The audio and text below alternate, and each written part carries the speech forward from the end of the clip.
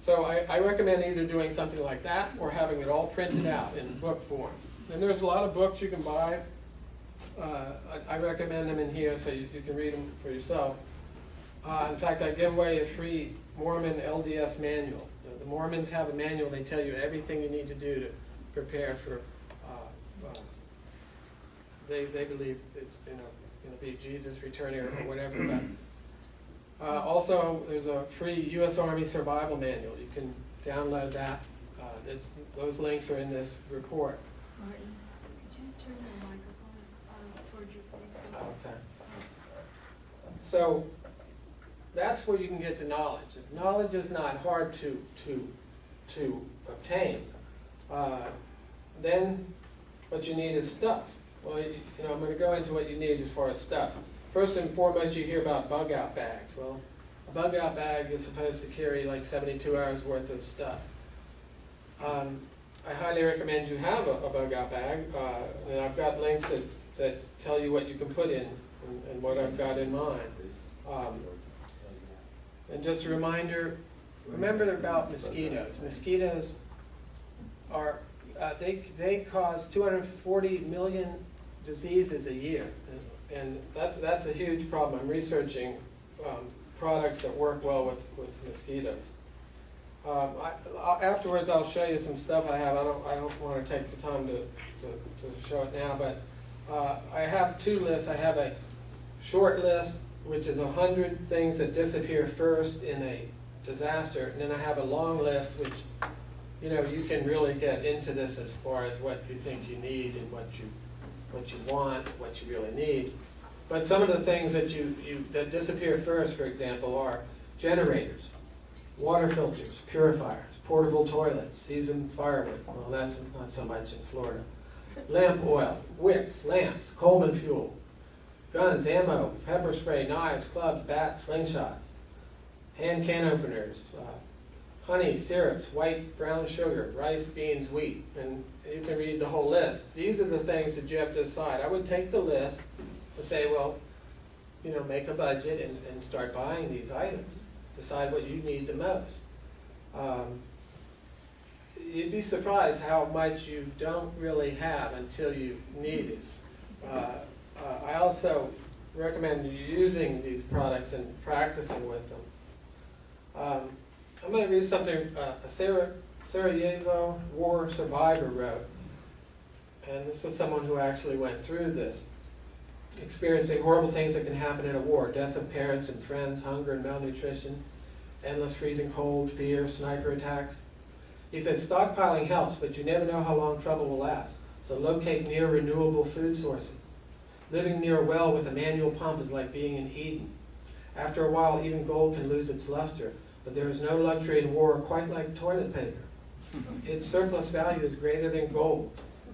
If you had to go, now he says if you had to go without one utility, lose electricity, but that may not apply to Florida as much. Canned foods are awesome, especially if their contents are tasty without heating. He says one of the best things to stockpile is canned gravy. Makes a lot of the dry, unappetizing things you find to eat in war somewhat edible. It says bring some books, escapist ones like romance novels. Also DVDs, with little portable DVDs, I think would be invaluable. You could have movie night. The feeling that you're human can fade pretty fast. He says, I can't tell you how many people I knew who would have traded a much needed meal for just a little bit of toothpaste, rouge, soap, or cologne. Not much point in fighting if you have to lose your humanity. These things are morale builders like nothing else. Then he says slow burning candles, matches, matches, matches. So that's the stuff you're going to need.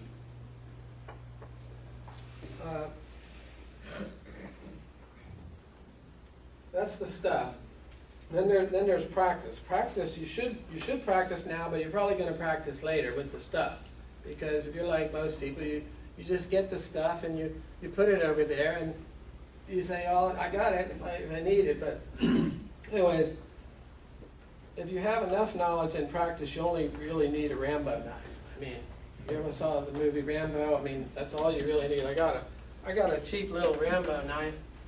You can buy it for $10 at Harbor Freight. I don't recommend it particularly, but for $10, it's a great deal. I mean, you got a compass, you got fish hooks, you got matches, you can build a shelter.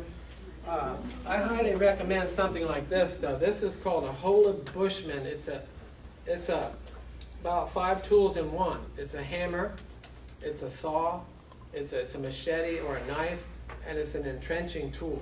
So you can dig a foxhole or whatever. It was $85 on the internet, called a Hola Bushman. You know, if you're really in a survival situation, and then you would need a good knife. You can buy a good knife like this as a cold steel. These are like about $80. And you can stick this in a tree and step up on it and won't break. The steel won't break. So once the crunch comes and you're hunkered down, there'll be more time for you to practice with stuff. Okay, so the next thing I would ask you is, and Nathan touched upon this, where will you go? You've realized you need to prepare, you have all the books and info, you bought a bunch of stuff. Where will you survive? In other words, should you bug out or hunker down? And this is a very complicated decision. I can't answer it for you, even I wrestle with it. I'll just ask you a few questions. Are you planning on being alone or with family or a predetermined group? What about stragglers? Friends and relatives that know you're a prepper and did not prepare who suddenly show up at your place? What would cause you to leave your present location? Riots, food and water shortages, as well as no electricity with no government help? Where would you go? How would you get supplies there? Can you live in the woods for any length of time? Seriously? Who would be threatening you after a disaster? Perhaps roving bands of looters or martial law government forces confiscating stores of food and weapons and gold during house-to-house searches? Or a lone crackhead in withdrawal breaking in your window in the middle of the night? How do you defend your area? Do you have any way of communicating with the outside world? Shortwave radio? Can you talk to your neighbors? Ham radios? These are the type questions you need to answer. Now, ideally, you would like to be in a rural retreat, in my opinion, with enough people to defend it. The property should be able to support its inhabitants with crops and fish and animals, etc., that are raised there. I mean, that would be your ideal situation. So if you're really serious, you know, maybe you want to talk to Uncle Joe who lives out in the country and say, hey, I might want to come to your place if something really bad happens. Maybe pre-position some supplies over there. Network with other people that want to do this same thing, and maybe together you can find a place like that. So let's get to the basics. Food. Okay, you're going to have to store food. Store food. The first thing that I would recommend is a bag of rice at Sam's Club. It's $17.87 for 50 pounds of white rice. That has enough calories for over a month at 2,000 calories a day. It's like 50 cents for 2,000 calories worth of rice. That is cheap nutrition. It lasts a long time. It's very useful survival food. Also dried beans, oatmeal, hard red winter wheat, as well as barley. I personally am buying mung bean seeds and sunflower seeds because I sprout the mung beans and I grow these little sunflower green plants. They grow within 5 to 7 days. You just cut them and you've got salad. Now, I mean, you've got vegetables, and I'm not much of a gardener, so this thing works for me. And they can store in 5-gallon buckets that are oxygen sealed, and they can last many years. I go to NitroPack for supplies. It's a company called NitroPack. There's another one called BePrepared.com. They probably have the best prices. Dried foods are preferable to freeze-dried as they're much cheaper, according to a lot of experts. I mean, I like freeze-dried, but it is expensive. And I'm also getting canned bacon, canned cheese, and canned butter. You can buy these things. All these will last 7 years or more, but keep in mind that if you have no AC, because we're in the crunch, now your stuff's going to go bad really quick. That's why you want to be able to grow your own food, you know. Anyway, I have links to a food report, and if nothing else, you can do what the LDS manual recommends. They give per person amounts of everything to buy. They have it all laid out for you. If you don't have 6 months worth of food in your house or more, I think you should start buying things. You know, just throw a bag of rice next time you go to Sam's Club. Just throw a bag of rice on there. Start doing something in the way of foods. Next thing, you can grow your own food. You will need seeds. For example, non-hybrid seeds that can make 2 acres of food you can buy for $100 or less. Now, if we're in a really bad crunch, it's not coming back, the lights are out, you're going to need to start growing food. You're going to run out of your stored food, so you're going to need seeds, and you're going to have to learn how to garden. I have a couple reports that you can, click on, and it tells you how to do that. And then you need to know how to preserve food. In a nutshell, you can preserve food with sugar, salt, smoke, drying, canning. My grandfather used to catch fish in the summer up in Gaspé Peninsula in Canada, and he would dry it all summer, and then they would have meat in the winter. And there's also hunting and fishing. Obviously, those are tremendous skills if you can, learn to do them now. Then I want to talk a minute about foraging. Foraging for food is really not that hard. We went out with this guy named Wildman. He's a Marine sniper. He's killed some people.